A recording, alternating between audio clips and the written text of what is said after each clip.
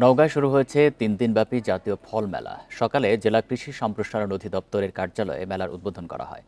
বিস্তারিত জানাতে যোগ দিচ্ছেন সহকর্মী সাদেকুল ইসলাম। সাদেক, মেলায় কি ধরনের ফল উঠেছে, এমন আয়োজনের উদ্দেশ্য কি, আর দর্শনার্থীদের আগ্রহ কেমন দেখতে পাচ্ছেন? আপনি জানেন যে বেলা 11:30টার সময় কিন্তু নওগাঁ কৃষি সম্প্রসারণ খামার বাড়িতে কিন্তু আপনার এই 3 দিন ব্যাপী আম মেলার আম বলবো না, ফল মেলার উদ্বোধন করা হয়েছে।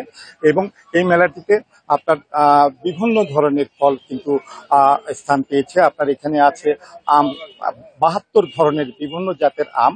এর পাশাপাশি রয়েছে আপনার ধরেন আনারস, কলা সহ অন্যান্য যে ফলমূল, সেই মৌসুমী ফলমূল আছে, এখানে কাঁঠাল আছে, এখানে ডাব আছে, তাল আছে, বিভিন্ন ধরনের আছে। শুধু আপনার এই মেলাতে যে আপনার ফলমূল আছে এমনটিই নয়, এখানে পাশাপাশি কিন্তু আমরা দেখেছি যে উন্নত জাতের কিছু ফলের গাছও রাখা হয়েছে।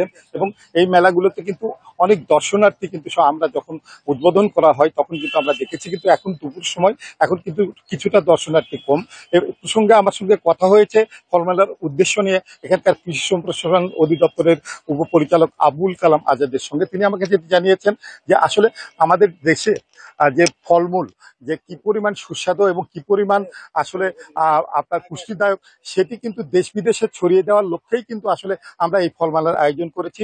আর নওগাঁর কথা যদি বলি, আপনি জানেন নওগাঁ কিন্তু সারা দেশের মধ্যে আম উৎপাদনকারী জেলার মধ্যে কিন্তু একটি শীর্ষ জেলা।